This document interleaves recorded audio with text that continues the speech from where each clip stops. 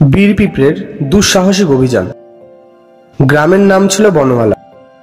বনমালা ছিল একটি সুন্দর গ্রাম, যা তার সবুজ বন এবং স্নিগ্ধ নদীর জন্য পরিচিত। গ্রামের একপাশে একটি বড় বন ছিল, যা নানা ধরনের পশু পাখি এবং মিষ্টি ফুলে ভরা। কিন্তু বনটির মাঝেই ছিল একটি রহস্যময় এবং বিপজ্জনক গুহা। এই গুহার কথা শুনে গ্রামের শিশুরা ভীত হয়ে যেত, কারণ তারা শুনেছিল যে গুহার ভেতরে একটি ভয়ঙ্কর সাপ বসবাস করে। তবে এই গুহার রহস্য সমাধানের ইচ্ছা ছিল গ্রামের এক বীর পিঁপড়ে, যার নাম ছিল পিন্টু। পিন্টু ছিল সাহসী এবং খুব বুদ্ধিমান।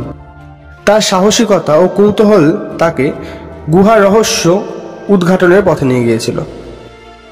একদিন পিন্টু তার বন্ধুদের, টুনি এক চঞ্চল মধুমৌমাছি এবং দুলু এক চটপট টিকটিকি, এদের বলে, আমরা এই গুহার রহস্য উদ্ঘাটন করব। এখানে কিছু লুকানো আছে, আমি নিশ্চিত। আমরা কি সত্যি তা করতে পারি? টুনি আশঙ্কার স্বরে জিজ্ঞাসা করল। হ্যাঁ, যদি আমরা একসাথে কাজ করি তাহলে আমরা যে কোনো বাধা অতিক্রম করতে পারব, পিন্টু দৃঢ়ভাবে বলল। পরের দিন সকালে তিন বন্ধু প্রস্তুতি নিয়ে গুহার দিকে রওনা হলো। পিন্টু তাদের নিয়ে গুহার মুখে পৌঁছালো। গুহার মুখে গিয়ে তারা দেখতে পেল একটি বিশাল পাথরের দরজা, যা এক রকমের ভয়ঙ্কর ভাব ফুটিয়ে তুলেছিল। এটা খুলতে আমাদের একটি বিশেষ চাবি প্রয়োজন, পিন্টু বলল। আমি শুনেছি গুহার সামনে একটি চাবি লুকোনো আছে। পিন্টু ও তার বন্ধু চোখ চকচক করতে লাগলো এই কথা শুনে। তারা চারপাশে অনুসন্ধান শুরু করলো। কিছু সময় পরে দুলু একটি ছোট্ট পাথরের নিচে সোনালী রঙের চাবি খুঁজে পেল। এটা তো সেই চাবি, পিন্টু আনন্দিত হয়ে বলল। আমরা এখন গুহার ভিতরে প্রবেশ করতে পারবো। চাবি দিয়ে দরজা খুলে তারা গুহার ভিতরে প্রবেশ করলো। গুহার ভিতরে প্রবেশ করতেই তারা কিছু দেখতে পেল না। গুহাটি ছিল একেবারে অন্ধকার এবং গরম। কিন্তু পিন্টু এবং তার বন্ধুদের সাহসিকতা কম ছিল না। তারা তাদের ফ্ল্যাশলাইট চালু করে গুহার ভিতরে পথ অনুসন্ধান করতে লাগলো।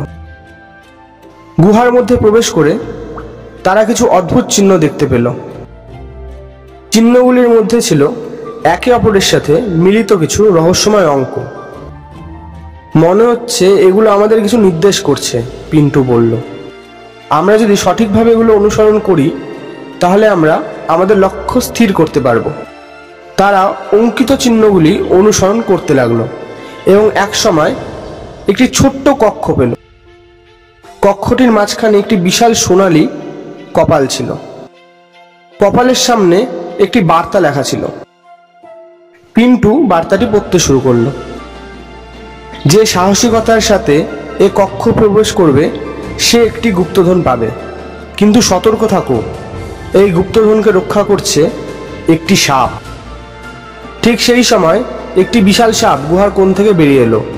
সাপটি তার বিশাল মাথা তুলে দাঁড়ালো এবং ভয়ঙ্করভাবে ফোনা তুলল। আমাদের একসাথে কাজ করতে হবে, পিন্টু বলল। আমরা যদি ভয় পাই তাহলে আমরা সাপকে পরাজিত করতে পারবো না।